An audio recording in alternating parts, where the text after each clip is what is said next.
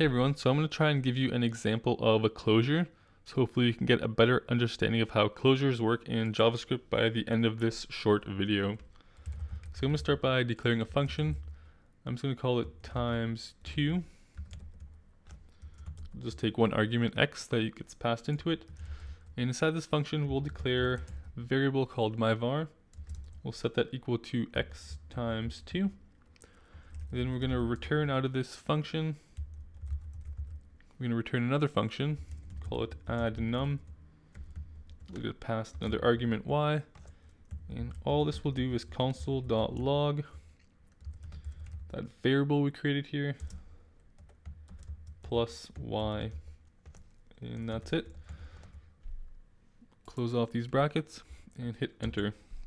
So we have our functions set up. So let's create a variable now called add5, and we'll set that equal to times 2, and we'll pass in 5. So hit enter. So what's happening here is declare this variable add5, and we set equal to times 2, and we passed in 5. So times 2 up here ran, it executed, got past that 5, and then we did 5 times 2, which is 10. That gets stored in my variable, my var here that we created.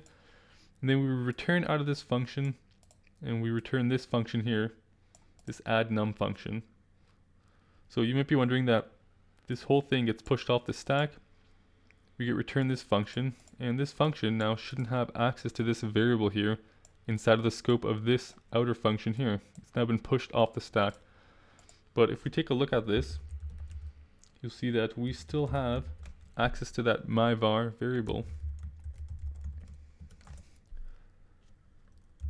And I meant to type console.dir add5. If we take a look at this, so there's that function that we got returned, and if we go down here, take a look at scopes, you see that we have a closure, that times 2, which is that myvar variable, which holds that 10. So the easiest way to remember it, for me at least, is that a closure, what it does is it closes in on the variables around it. So when we return this function, it created a closure, and it closed in on this myvar variable so that we still have access to it, even though this function has executed and it's been pushed off the stack. We still have a reference to this myvar variable. So that way, let me just minimize this, we can do things like add 5 and pass in a 5 there, hit enter, and we get returned 15.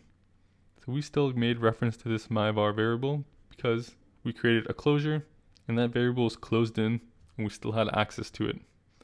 So hopefully that makes a bit more sense now, and hopefully you have a better understanding of how closures now work. Thanks for watching.